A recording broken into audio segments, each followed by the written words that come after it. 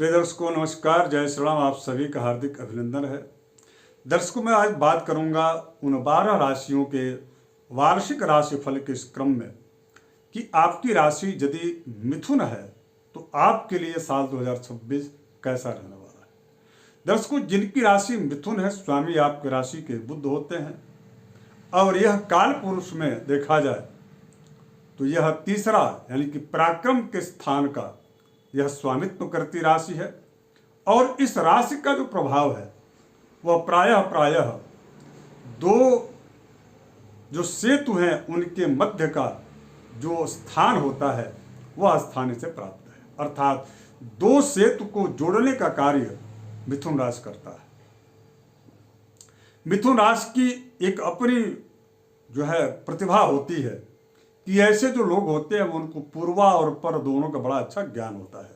पूर्वा पर का मतलब होता है पूर्व यानी कि पिछले लाइन में खड़े जो पिछला जो व्यक्ति है उसका, और उनके लाइन के आगे खड़े व्यक्ति, पीछे और आगे दोनों व्यक्तियों का उनको अत्यधिक जो है नॉलेज होता है कि दोनों व्यक्तियों का विचार क्या है और वो क्या सोचते हैं। उस आधार पर मिथुन राशि वाले जो लोग होते हैं वह अपने विचार को प्रकट करते हुए अथवा अप्रकट रूप से अपने लक्ष्य के प्रति चल पड़ते हैं। ये मिथुन राशि का स्वभाव है। अब आइए आपकी राशि के लिए साल 2026 कैसा रहने वाला है। दर्शकों, जिनकी राशि मिथुन है, आपकी राशि पर साल के शुरुआत से ही यूं कहा जाए कि देवगुरु जो बृहस्पति हैं उनका गोचर हो जाएगा। चूंकि गुरु इस समय अतिचार गति से चल रहे हैं तो वह कर्क राशि से वक्री स्थिति में, वक्री अवस्था में आपकी राशि मिथुन राशि पर 31 दिसंबर 2025 अर्थात साल 2025 के समाप्ति के अंतिम दिन की रात्रि में यह आपकी राशि में प्रवेश कर जाएंगे और उसके बाद आपकी राशि पर 20 मई 2026 तक रहेंगे। और इसके साथ साथ में साल 2026 तक जो है 20 मई तक तो रहेंगे। इसके बाद एक ऐसी स्थिति बनेगी, क्योंकि देखिए यानी कि साल की शुरुआत थोड़ी सी आपको संघर्षों भरा स्थिति देखने को मिलेगी, क्योंकि बुध का देवगुरु बृहस्पति से बहुत अच्छी नहीं बनती। ऐसा क्या कारण है? तो कारण सीधा है, क्योंकि मैं बड़े सरल भाव से आपको बता दूं। इसका कारण है कि देवगुरु जो बृहस्पति हैं वह देवगुरु बृहस्पति गुरु को शिष्य ऐसा चाहिए जो शिष्य उनकी बात को मान करके और बखूबी उनके दिए गए मार्गदर्शन के आधार पर वह उनके बताए गए, उनके द्वारा दिए गए लक्ष्य को पूर्ण कर ले। और बुध इसमें अपने आप को असहज समझते हैं, इसलिए देवगुरु बृहस्पति जो गुरु हैं वह बुध से बहुत उनके विचारों से ताल्लुक नहीं रखते। यह यहाँ पर वैचारिक मतभेद है, किंतु यहाँ पर यदि हम सादृश्य रूप से देखें तो धन देने वाले बुध हैं और धन के कारक गुरु भी हैं। यहाँ पर सादृश्य सिद्धांत के आधार पर दोनों ग्रहों के जो तत्व हैं वो लगभग मिलते जुलते हैं।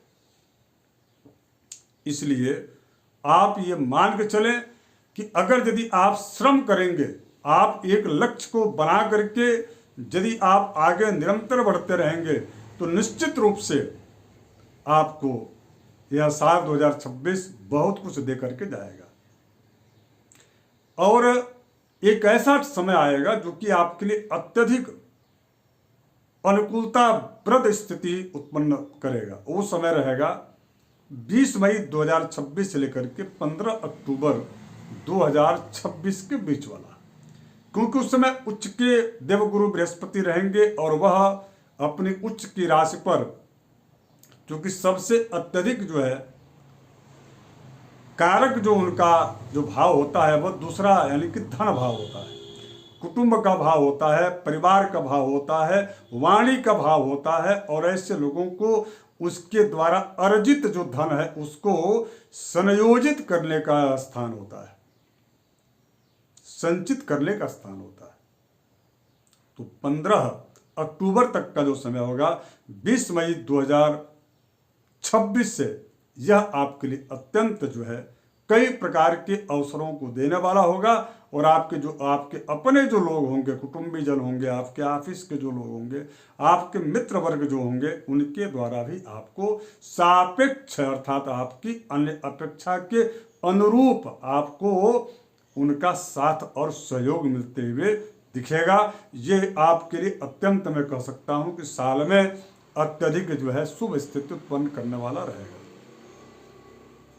अब इसके बाद से मैं बात कर लूं यदि शनि की, तो देखिए शनि आपकी राशि के ठीक 10वें स्थान में यहाँ पर बैठे हुए हैं।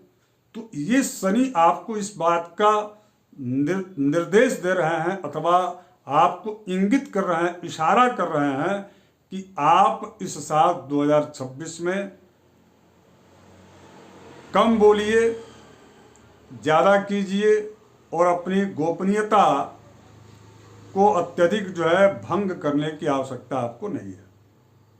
हो सकता है कि आपकी कमजोरियों का लाभ आपके साथ दिन रात जो काम करने वाले हैं वो उसको उठा सके। तो ये मैं कह सकता हूं कि यहाँ पर आपको मिथुन राशि वालों को सावधानी इस बात को लेकर के बरतनी चाहिए। अब इसके बाद से दूसरा चीज कि आपको क्या और विशेष रूप से करना चाहिए। चूंकि आपके अष्टम स्थान में राहु है, तो स्वास्थ्य को लेकर के विशेष करके आपकी जो दिनचर्या है, आयुर्वेदिक जो जीवन पद्धति है, जो आयुर्वेद निर्देश करता है कि आपको इस प्रकार के जीवनचर्या को जीना है, उस प्रकार के जीवनचर्या को आपको जीना चाहिए। इसलिए क्योंकि संक्रामक जो कई प्रकार की जो बीमारियां होती हैं, मौसमी जो स्थितियां होती हैं, मौसम परिवर्तन का, उसका पूरा आपको जो है प्रभाव देखने को जीवन में आपके मिलेगा। इसलिए इसको जरूर आपको ध्यान में रखना चाहिए और स्वास्थ्य के प्रति आपको सचेत तो मिथुन राशि वालों को रहना ही चाहिए। इसके साथ साथ में एक बड़ी अच्छी बात आपके लिए मैं बताऊं, जिनकी राशि मिथुन है उनको शत्रु बाधा से बिल्कुल घबराने की आवश्यकता नहीं है, क्योंकि वैसे भी आपका स्वभाव भी ऐसा नहीं है कि आप अत्यधिक जो है टकराव की स्थिति में बने रहें। लेकिन इतना जरूर है, यदि बुध आपकी जन्म कुंडली में पीड़ित हो तो ऐसी स्थिति में टकराव की स्थितियां बनती है, तो शत्रु बाधा भी यहां पर देखने को मिलता है। यदि इन सभी प्रकार से यदि आपको शत्रु बाधा अथवा व्यापार में किसी प्रकार की बाधा और आपके ख्यालों में, आपके विचारों में यदि किसी के प्रति आपको ऐसा लगता है कि नहीं मुझे उस व्यक्ति से खतरा है, तो आपको एक उपाय करने चाहिए। और वह उपाय यह है कि आपको प्रतिदिन गणेश जी के 12 नामों का सुमुखश्चैकदन्तश्च कपिलो गजकर्णकः लंबोदरश्च विकटो विघ्ननाशो विनायकः धूम्रकेतुर्गणाध्यक्षो भालचंद्रो गजाननः द्वादशैतानि नामानि ज पठेत् शृणुयादपि विद्यारंभे विवाहे च प्रवेशेन्द्रियगमे तथा संग्रामे संकटे चैव विघ्नस्तस्य न जायते। यदि इन गणेश जी के 12 नामों का स्मरण करके यदि आप पाठ करके और प्रतिदिन अपने दिन की दिनचर्या शुरू करते हैं, तो आपको कई प्रकार का लाभ मिलेगा, कई प्रकार से आपको प्रोटेक्शन मिलेंगे और आपके जीवन में यदि आने वाले किसी भी प्रकार के संकट अथवा शत्रु बाधा है वह निश्चित रूप से टल जाएगी। वीडियो को आप शेयर कर दीजिएगा। धन्यवाद, नमस्कार, जय सिया राम, हर हर महादेव।